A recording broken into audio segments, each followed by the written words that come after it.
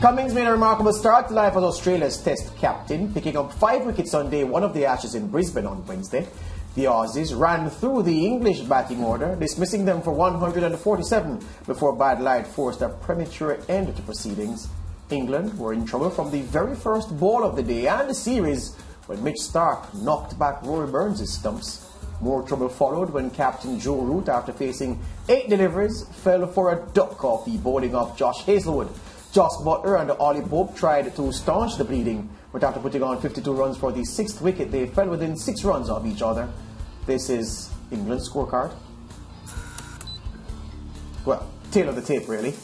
Buttler, Pope, 39 and 35, the only men who who stood up in the face of the Australian bowling. Cummins and Starc accounting for 7 of the 10 wickets to fall.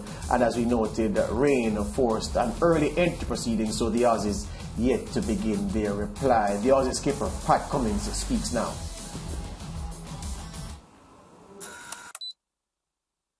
It's been a good start to my captaincy stint. Everything went to plan. I thought I was really proud of not only how everyone bowled, but I thought everyone stayed really composed. It's a long summer, but I got off to a really good start.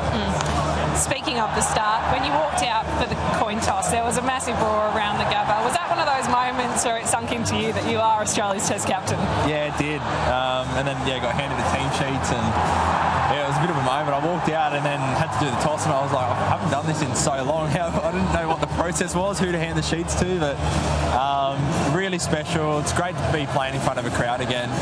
Love playing up here at the Gabba. Yeah, it's gone swimmingly well for the Australia captain on his first day on the job. And the Englishmen, perhaps even up to this point, hours before the start of the second day's play, still probably can't figure out what hit them on that opening day. Well, what hit them is the balls that Australia bowled towards them, and it hit in the right places to get them dismissed, George. What I will say is that although England were dismissed for 147 on day 1, and although a lot of their players went for ducks and whatnot, I still think that this particular test has a lot in it still. Because the English, they're very proud cricketers, and they're going to come with a plan when they start to bowl against them. So I feel as if, it's not over yet, despite the Aussies having that advantage in the opening. Yeah, the fact is, though, that the Aussies couldn't have asked for a better start to this series, and Pat Cummins a better start to his reign as a team captain.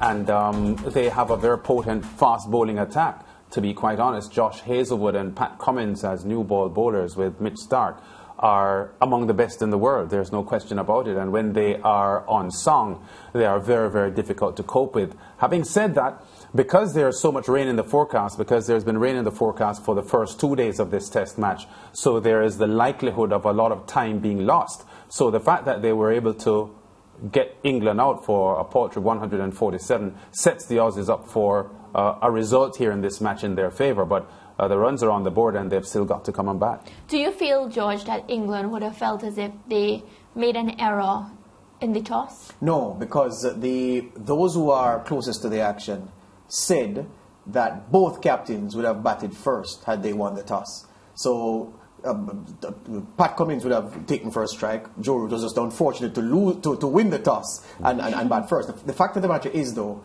that there's something about Australian aggression that was evident on this first day.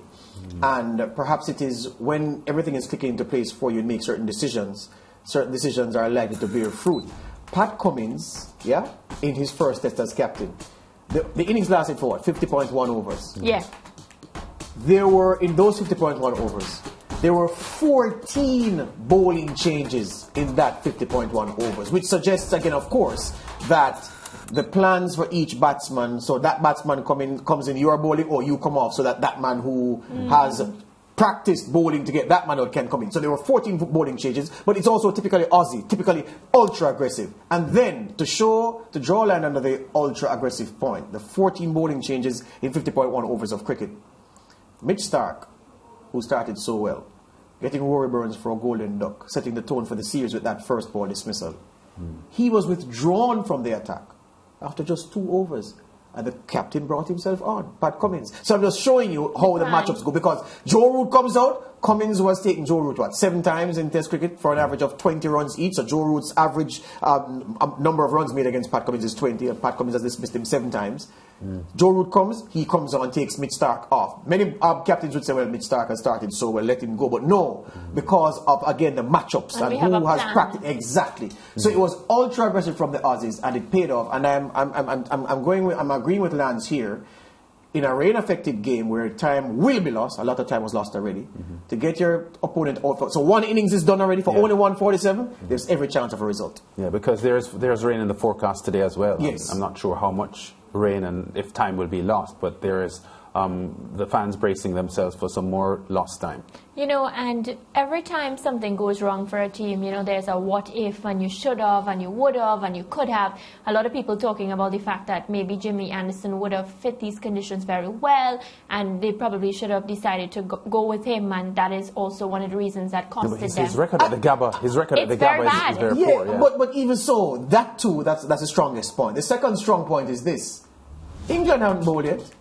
So what use would Jimmy Anderson have made with them batting? They flopped batting, so that was a problem. So it could very well be that those picked to bowl do an even better job than Jimmy Anderson. Well, I think Mariah is more looking at the projection that since the Aussie Pacers did so well, the England Pacers have an opportunity to do equally well against the Aussie batsmen. Yeah, but I'm saying we don't know because they haven't bowled yet. So I'm just saying. So the criticism I'd make about the Jimmy Anderson omission is not so much the Jimmy Anderson omission as the fact is this: Jimmy Anderson, of the test matches that England played preparing for this first test, Anderson or Broad played in all of those test matches.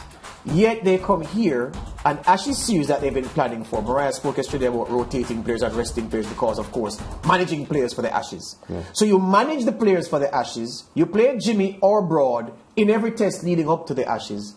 Yet the first test of the Ashes, you drop both of them. Yeah. It doesn't make sense because this bowling lineup that England has never played a test match together before. I think that could be a problem, but then again, we don't know. They could do better than the Aussies did or skittle the Aussies out for 150. And then it would be, you'd look like a genius. But I'm just saying, so the Anderson problem I have is that both Anderson and Broad, your most experienced and savvy operators, are out. I think that could be a mistake, but then again, we don't know. Mariah? No, we don't know at all, but we'll have to wait and see. And of course, as we head to the break, we're reminding you not to forget that coming up at 6 p.m. 7 Eastern Caribbean time on SportsMax, we'll have another edition of On the Line. This week's episode features Trinidad and Tobago mass band Tribe of the Tribe Group. Normally, the experience for me is very much about a friend having an Olympic line, you know, like they have a game on or whatever, very much like the World Cup. Like Trinidad is a huge football people. So from the time you have World Cup going on, man, you are relegated. You must go to a line. It's not even an option. You have to be there. Especially the cricket one days. Like you setting up shop from the morning to the evening, your linemen, and you have everything available. That's what the cricket one days teach us to do. Like just be prepared to line whole day.